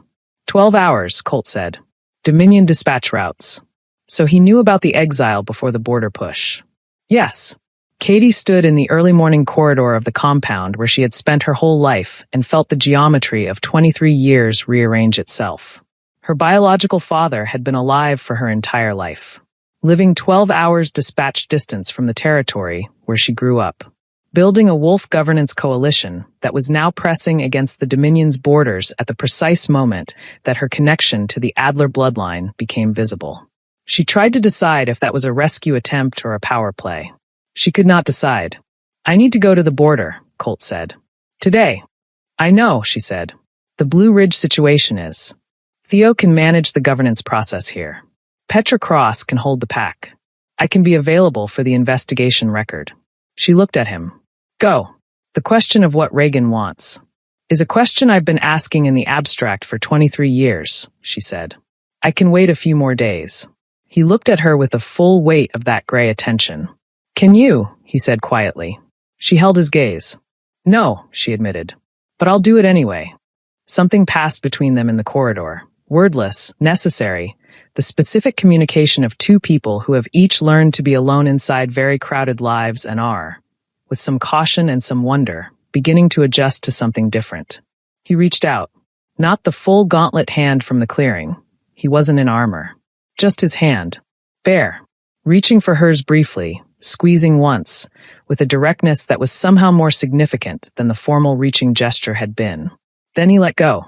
"I'll be back in 4 days," he said. 5, she said. "The Alabama roads are washed out from last week's rain. Account for the detour." He almost smiled. 5 days, he said. He left before dawn. She stood in the corridor and listened to the cavalry organize, the horses breathing steam in the cold air, the particular clinkin' rhythm of 42 armored riders forming up. She heard the gates open. She heard them leave. She stood there after the sound faded. Then she went back to the infirmary. There was a great deal of work to do. The 5 days were not quiet. Nothing in this story had been quiet, and the 5 days while Colt Adler rode to the Alabama border to negotiate with an Ironwood alliance that may or may not have been partly motivated by a 26-year-old father's desire to make contact with a daughter he had left behind. Those 5 days were no exception. Day 1 was Garrett Voss. The formal questioning process required Katie's testimony, which she gave in the council chamber with Theo Byrne conducting and Petra Cross observing. She was precise and complete, and she accounted for every detail she had noticed during the exile document presentation. The wrong signatures, the absence of Elder Frost, Garrett's micro-expression management when she picked up the pen. Theo recorded all of it in the formal investigation log. Afterward, she went back to the infirmary and reorganized the supply shelf for the 3rd time, because reorganizing things when she was thinking hard was a habit that had served her well over 23 years. Nora Voss found her there on the evening of day 1. She knocked on the infirmary door with a specific politeness, not servile, not aggressive. The knock of someone requesting a conversation, rather than assuming they were welcome. "I owe you an apology," Nora said. She was standing in the doorway in a plain blouse and working trousers, her dark hair loose, the political architecture of the past 5 days having stripped away whatever public-facing performance she had been maintaining. What was left looked considerably more honest. "You came to find me in the clearing," Katie said. "That's not a debt, that's a choice in the right direction. I spent 3 years watching my father position me as a political candidate for a man who was never going to look at me the way he looks at you," Nora said. "I'm not going to pretend that's straightforward to process." Katie set down the tin she was holding and looked at her properly. "It isn't," she agreed. "I want you to know," Nora said carefully, "that I didn't know about the bloodline. He kept that from me. I knew the exile was engineered, but I told myself the charge might be true or close enough, because it was easier than acknowledging what my father was." She paused. "That was cowardice. I'm trying to not be that anymore." "That is," Katie said, "a more honest accounting than most people give." They looked at each other. "What will you do?" Nora asked. "After this." Katie considered the question. It was one she had been turning over during all the infirmary reorganizations and the corridor walks and the times between, the quiet spaces where the question sat in her chest alongside the compass needle. "I don't know exactly," she said honestly. "I know what I am and what I can do, and those things aren't going to change based on what territory I'm in or what name I'm using. A healer is a healer." She paused. "The rest of it," The Adler question, the Dominion connection. I'm still working out what that means for me personally, separate from what it means legally. Does it feel different? Nora asked. Knowing the name? Katie thought about it seriously. It feels like a sentence I've been saying wrong for 23 years, she said. Where you finally say it the right way and it sounds different, but it means the same thing. The sentence was always there. The correct form just clarifies it. Nora was quiet for a moment. I think, she said, that I would like to be a healer. Katie looked at her. Not immediately, Nora added quickly. Not. I understand it requires training. Years of it. I'm not asking to. I'm saying that I have been trained for a role I don't want and I need to find a role I do want and watching you work in here. Even briefly, I thought. She stopped. Katie looked at her for a long, assessing moment. Then she held out a tin of dried hawthorn berries. Start with identifying this, she said. Name, uses, contraindications, dosing ranges. Nora looked at the tin. Took it. This is a test, she said. Everything worth having starts as a test, Katie said. Come back tomorrow and tell me what you found. Nora left. Katie watched her go and thought, well, people were consistently surprising. Day 2 was the Adler correspondence file. Theo had secured a complete digital copy from Dominion headquarters, and Katie read it from beginning to end, alone, in the small room off the council chamber that had become her working space. She read her grandfather's council's careful administrative language, the dry, formal notation of powerful people making decisions about other people's lives and recording those decisions as if they were inventory adjustments. Child resides in Blue Ridge territory under maternal surname. File maintained sealed. Available for governance utility as required. She read it twice. Set it face down on the table. Then she opened her grandmother's journal to a specific page near the back. A page she had read before but not fully understood until now. Her grandmother had written, in her characteristically spare hand, Asterisk, I told her she was safe here. I believed it. I was wrong about the safety but right about the here. The here was always the right answer. A person is the sum of the land they belong to. She belongs to these hills. Let them try to take that away. Asterisk.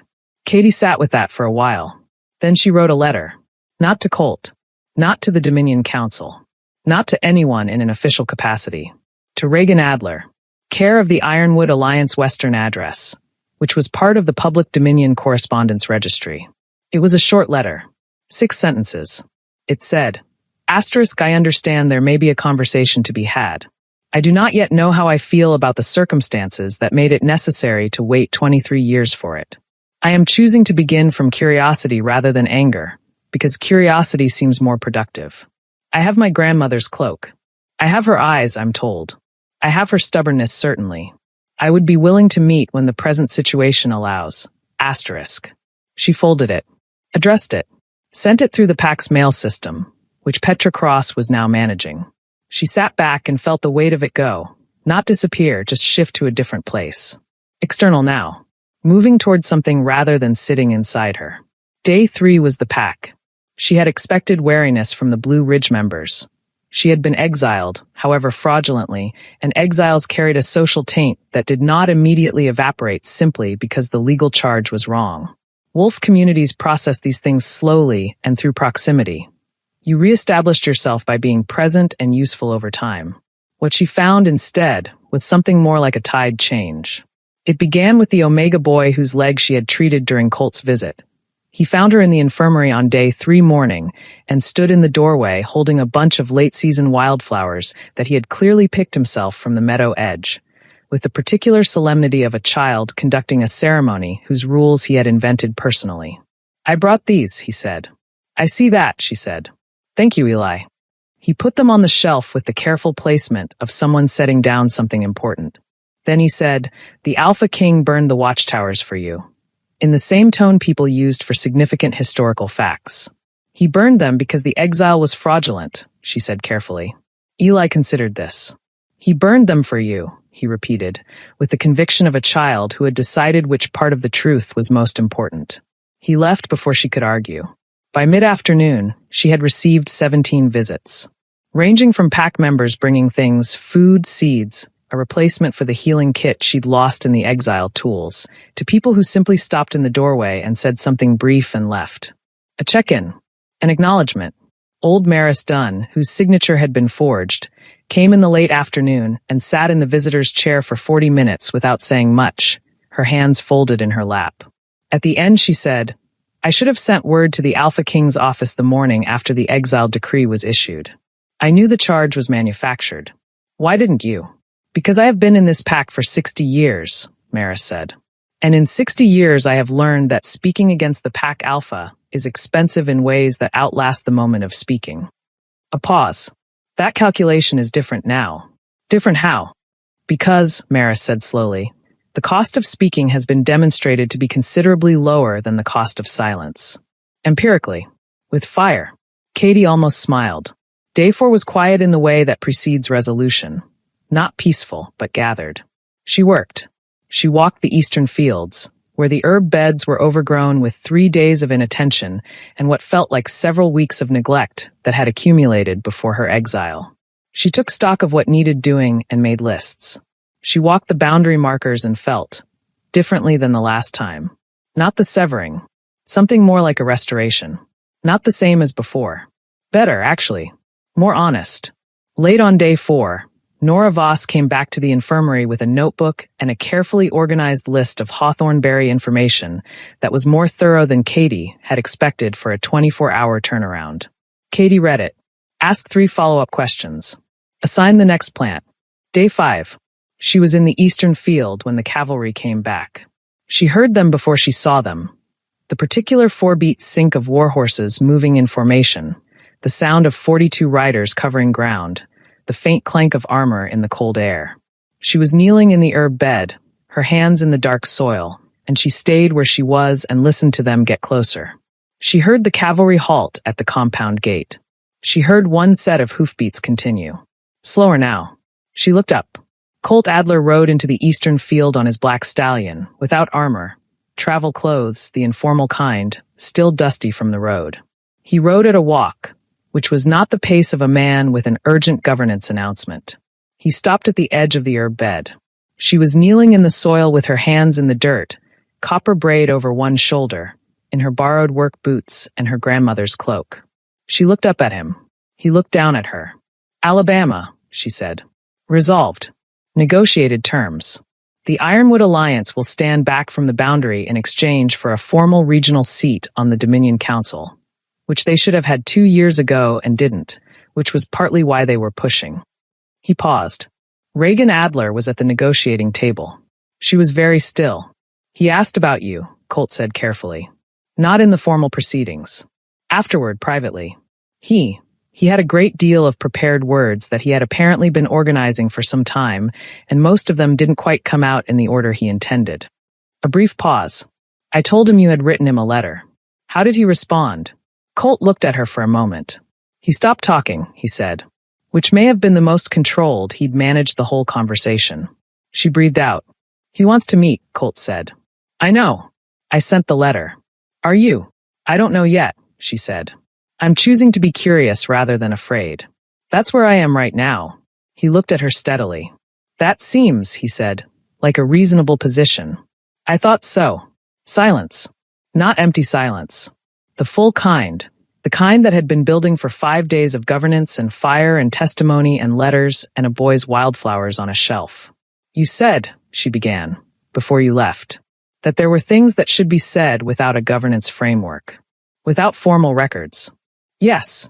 "Is this," she looked at the herb field, the compound wall in the background, the October light going orange and long over the Tennessee hills. "Is this the conversation?" He dismounted. He walked to the edge of the herb bed and crouched down so that he was at her level. She noted this, the deliberate leveling of the physical hierarchy, and looked at her with eyes that had had 5 days and a border negotiation and a conversation with her biological father to work through whatever had been in tension since Nashville. "I was going to wait," he said. "I had a speech prepared. Several, actually. All of them significantly more organized than whatever is about to come out."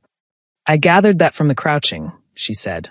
"The crouching," he said, "is because every time I try to have this conversation from a position of authority, you look at me like I'm trampling your herb beds. You have trampled too." "I know. I'll replace them." "You can't replace," she stopped. Looked at him. "You're doing it again. Making you laugh?" using humor to manage a difficult conversation. Yes, he said. I am. Because the unhumored version of this conversation terrifies me, which is information I am giving you freely and which I would appreciate you not using against me. She looked at him for a long moment. She read his physiological state, the particular quality of tension that was not anxiety but something older, more foundational. The kind that came from wanting something very much and being unsure of the ground. She thought, he has governed 40 packs. He has negotiated border treaties. He has faced 3 assassination attempts. He has been Alpha King since he was 23 years old, and he has not flinched at any of it. And he is crouching in my herb bed looking like a man who has lost a bet with himself about how invulnerable he was going to stay. She felt the compass needle point. She reached out and put her dirt-stained hand in his. Not the formal version. Not the clearing version with the gauntlet and the cavalry watching. Just her hand, soil and calluses, and the ring her grandmother had given her on one finger, settling into his. He went very still. I'm not looking for the Dominion connection, she said. I'm not looking for the bloodline or the title or the political resolution. I'm looking at, she stopped. I'm looking at a man who burned a territory on insufficient sleep because 2 signatures were wrong, and who crouches in herb beds to level the power imbalance, and who has 11 genuine laughs on record in 4 years, and I've contributed 2 of them in 5 days. A pause. That's what I'm looking at. His hand closed around hers. The governance calendar, he said, is going to be extremely inconvenient for the foreseeable future. I know. I have 40 packs that require attention. I know. And the Adler bloodline question needs a formal legal resolution that will take months. I know. And I have not, he said quietly, in 8 years of being Alpha King, given anyone a reason to use this kind of information to their advantage against me. And I am, he paused. I am telling you all of it anyway, which should tell you something about what you do to my risk calculus. She looked at him. It tells me, she said carefully, that you trust me, which is the first thing I would need before anything else was possible. Yes, he said. That's exactly what it tells you. They stayed in the herb field as the October light went from orange to bronze to the deep purple of Tennessee dusk, hands held in the dark dirt, the cavalry settling in at the compound, the smoke from the eastern ridge finally, fully gone. She thought about her grandmother's voice. Asterisk, she belongs to these hills. Let them try to take that away. Asterisk. She thought, they tried. And here she was. Still here. Hands in the soil. Compass pointing where it had pointed since the beginning. The field was going to need weeks of work. She thought that was fine. She had the time. Garrett Voss stood before the Dominion Tribunal 31 days later in Nashville. The council chamber in Nashville was nothing like the Blue Ridge Council Room. It was built for the formal weight of Dominion law, all dark wood and high ceilings, and the accumulated gravity of 800 years of wolf governance.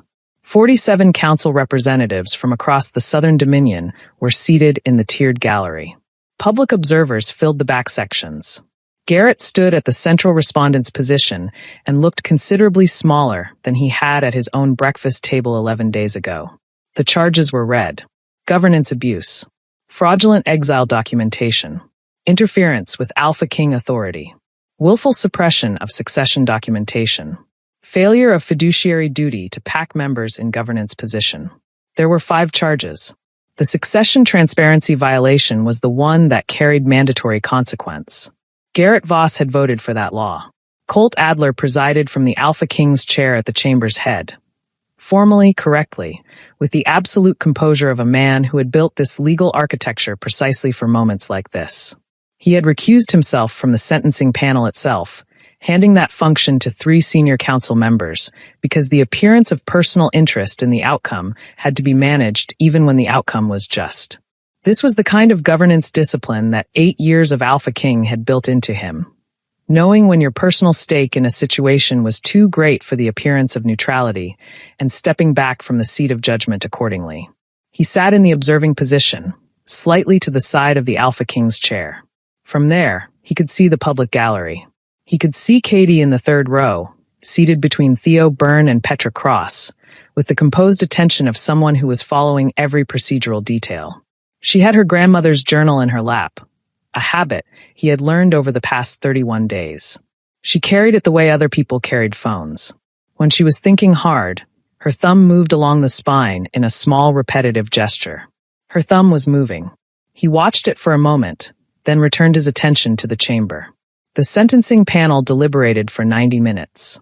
Their findings: Garrett Voss was stripped of PAC Alpha status, banned from governance positions within the Southern Dominion for 15 years, required to undertake supervised community service within the Blue Ridge Territory for a period of not less than 3 years, in the fields specifically, and in the infrastructure repair, because the sentencing panel had noted with dry precision that 2 watchtowers and 3 farmstead buildings required reconstruction, and it seemed appropriate that the person responsible for the events that led to their destruction should contribute to the rebuilding. He was not imprisoned. The sentencing panel had noted that his eventual cooperation with the investigation, however self-interested, had materially advanced the legal resolution, and that imprisonment for governance misconduct without violent offense was inconsistent with the Dominion's reformed penal principles. The audience in the gallery received this mixed. Some approved, some thought it too lenient, some thought it too harsh. Garrett Voss's expression, as the sentence was read, was the flat, careful expression of a man processing the permanent end of the life he had built. He was still standing. He was not broken. But something in him had closed the way a chapter closes, final, legible, done. He looked briefly at Nora in the gallery. Nora looked back at him with the expression of someone who had made their own accounting and arrived at their own peace. It was not warm. It was not cold. It was the particular expression of someone who loved a parent and did not forgive them for the same reason, and had decided to simply carry both things at once, because that was the honest shape of it. She looked away first. The gavel came down. After the tribunal, the gallery organized itself into the particular social structure of major legal events. Small clusters of conversation, significant looks exchanged across the room. The careful movement of people who had political relationships to manage. Colt navigated it with the practiced ease of 8 years in exactly these rooms. He found Katie near the chamber exit. Satisfied with the outcome, he asked. She considered it seriously, as she did every question. The suppression of succession documentation charge was the right framing. The community service requirement is, I noticed the field allocation specifically. The sentencing panel chose that. Did they? He looked at her. The sentencing panel had excellent governance instincts, he said. She said. They walked out of the chamber into the Nashville autumn. Broader streets here, the urban version of the Tennessee hills she had grown up in, with the Dominion headquarters building rising above the trees and the faint smell of the Cumberland River finding them from 3 blocks west. The bloodline decision comes next, he said. The legal resolution. The formal recognition of the Reagan line. I know. It's going to take several months. It will require a council session. There will be politics. There are always politics. You might have to testify again. I know. He stopped walking. She stopped beside him. Do you want it? He asked directly. The formal recognition. The Adler connection made legal. You don't have to. You can decline the bloodline claim and exist as you are, and none of the legal architecture requires you to. I want my grandmother's name cleared, she said. The suppression agreement that the original council made, the governance utility notation, I want that formally rescinded and entered into the historical record as an abuse of authority.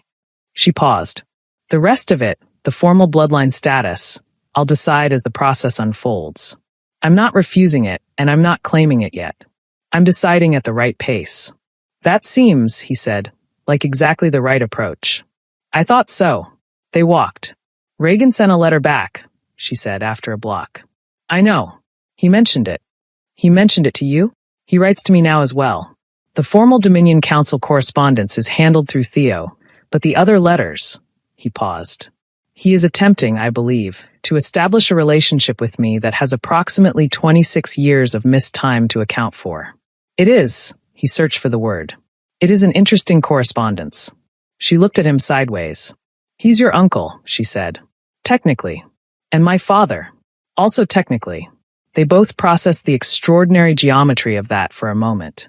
I called him Reagan, she said. In the letter. I wasn't sure what else to call him. I called him Reagan too, he said. Good. Yes. They walked another block. There is something else, he said. She looked at him. The Dominion Council is requesting a formal governance tour. All 40 PACs. Annual review. It was already scheduled for next spring. He kept his eyes ahead. 40 packs is a significant amount of territory to cover. Approximately 3 months of travel. A pause. The Dominion's chief medical officer position has been vacant for 2 years. It's a traveling position. It requires moving through all 40 pack territories and maintaining a governance-level assessment of pack health standards. Another pause. It also requires someone with both field experience and considerable perceptual ability. She stopped walking. He stopped too. She looked at him. "You're offering me a job," she said. "The Dominion Council is offering you a job," he said carefully. "I am merely transmitting the offer. The Dominion Council, who doesn't know I exist yet. They will after the bloodline resolution. And the chief medical officer position is genuinely vacant and genuinely requires the specific skill set you." "Colt," she said. He stopped. "You're offering me a job so that I'll be on the governance tour," she said. "Which you are leading. For 3 months. Through 40 packs." He was quiet for a moment. "Yes," he said. She looked at him for a long time. Read the physiological landscape. That particular quality of hope held carefully that she had been learning to recognize over 31 days. The specific architecture of a very controlled person allowing themselves to want something and not entirely managing to conceal it. "I'll need a fully equipped medical station," she said. "Done. And an assistant. Someone in training." "I know exactly who you're thinking of," he said. "She's promising." She identified 17 uses of hawthorn berries in 24 hours. "I know. I tested her." He looked at her. 22 actually, Katie said. "She found 5 I didn't assign. I didn't tell her the total. She's motivated. People with a great deal to prove usually are. The trick is pointing them at the right things to prove." He nodded slowly. They stood on the Nashville street in the autumn morning with the Cumberland somewhere west of them and the Dominion headquarters behind them and the rest of the continent somewhere further out, full of 40 packs and 7 states, and all the work they both had. "So," she said, "a job offer, a bloodline legal process, a governance tour, a father who writes letters, a pack that put wildflowers on my shelf, and a very poorly maintained herb bed that requires significant restoration work," he added. "And a man," she said carefully, "who burned a territory on 37 hours of no sleep and insufficient information." "The information," he said, "was sufficient. The 2 wrong signatures were sufficient." "No," she said. "They weren't. And you know they weren't." He held her gaze. "No," he said quietly. "They weren't." She looked at him for a moment longer. Then she took his arm, not his hand, his arm, the companionable, not quite formal gesture of someone walking with someone else through a city, and they walked toward the river. The compass pointed. She let it. Spring came early to eastern Tennessee that year. By March, the herb beds on the eastern boundary of the Blue Ridge Pack territory were showing the first green of new growth. Some of it the regular perennial stock recovering from the winter, some of it newly planted, seed by careful seed, in the weeks after Katie's return from Nashville. The eastern watchtowers had been rebuilt. Not by pack labor, by Garrett Voss, working alongside 3 pack members who had been assigned to the reconstruction detail, in a formal community service arrangement that was, by all accounts, unpleasant for everyone involved in an instructive rather than punitive way. Garrett Voss had become, over the course of 6 weeks of fieldwork and reconstruction labor, and the daily experience of being a former alpha among people who remembered what he had done with that authority, a quieter man. Whether this indicated genuine reflection or simply adjustment to new constraints was a question that the Blue Ridge Pack members discussed in varying interpretations. Petra Cross, as interim pack liaison, was doing considerably better than she had expected and considerably better than most people had predicted.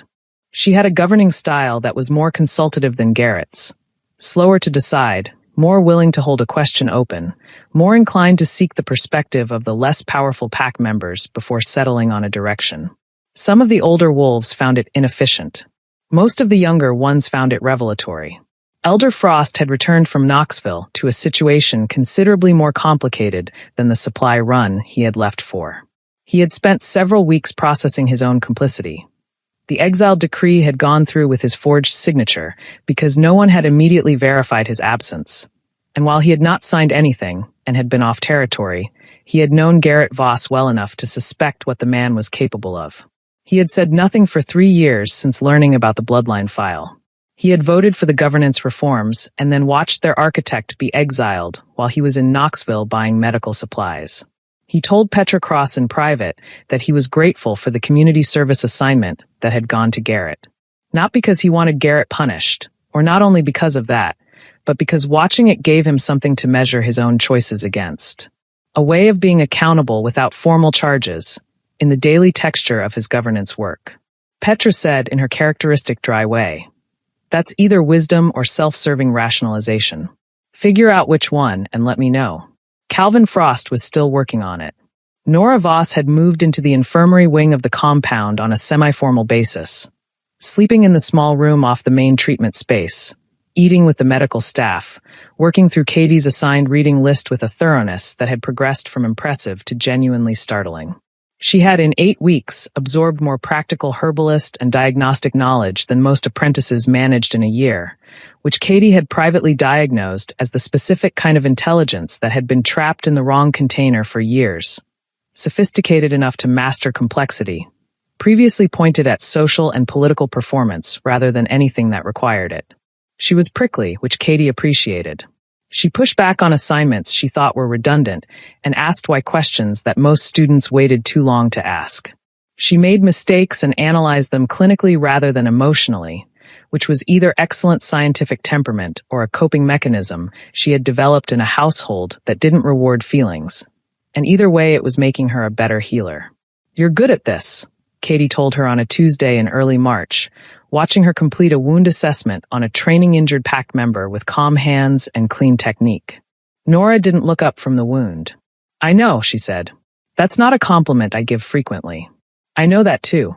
Katie watched her finish the assessment. "Your father saw this," she said quietly. "He trained you to perform in a direction you weren't built for. But the precision and the focus and the ability to hold complex information, those came from somewhere. He developed them in you, even if the application was wrong." Nora's hands stilled briefly. Then she returned to the wound dressing with the same clean efficiency. "That's a more generous accounting than he deserves," she said. "It's not generosity," Katie said. "It's just the whole picture. You can be angry about what he did and still acknowledge what you learned from the parts that weren't entirely wrong." Nora didn't respond for a moment. Then, "Did your grandmother teach you to be fair to difficult people?" "She taught me to be accurate about them," Katie said. Fairness followed from that. Nora tied off the wound dressing with a neat, efficient knot. "She sounds like she was exceptional." "She was," Katie said. "She was also deeply difficult and frequently impossible, and she had strong opinions about everything, and she was right about most of them, which made the difficult and impossible parts worse." She paused. "I miss her every day." Nora looked at her. "That's the shape of it," she said quietly. "Not a question." "That's the shape of it," Katie confirmed. The governance tour departed in April. 40 PACs. 7 states. A traveling column with a medical station and a Dominion administrative unit and a cavalry escort and 1 Alpha King, who had reorganized his schedule 3 times in the previous month to ensure that the medical station departure window aligned with his own. Theo Byrne had noted the schedule reorganizations in his logbook without comment, which was his version of editorial. On the first morning, in the flat gray light of early April with the Blue Ridge PAC visible behind them and the Cumberland Plateau ahead, the column organized itself for departure. Horses and equipment, and the particular ordered chaos of a large traveling group settling into formation. Colt rode at the front, as he always did. Katie sat in the medical wagon's driver's seat. She had declined a horse for the first leg, citing the equipment requiring attention, with Nora Voss beside her in the assistant position and her grandmother's journal in the seat box and the healing kit secured in the wagon bed. As the column began to move, Nora looked sideways at her. "First of 40, Nora said.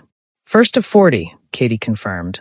"How many herb beds do you expect to fix along the way?" "All of them that need it," Katie said, which based on the Dominion medical reports is approximately 27.